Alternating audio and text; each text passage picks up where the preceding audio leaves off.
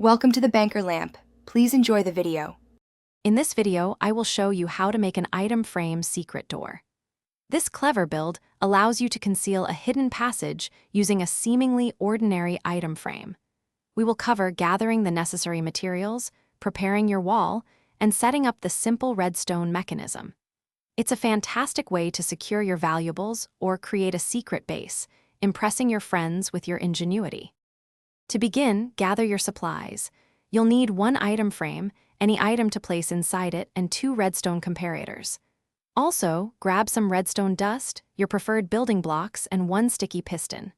Next, choose a wall where you want your secret door. It should be at least 2 blocks wide and 2 blocks high to accommodate the hidden passage. Now, let's set up the redstone logic. Place your item frame on the front of the wall where the door will be. On the opposite side, directly behind that item frame, place a redstone comparator. Ensure the comparator is facing away from the item frame.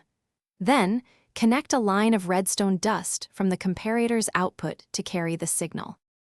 Finally, connect your redstone signal to a sticky piston. This piston will be responsible for moving the block that conceals your secret entrance.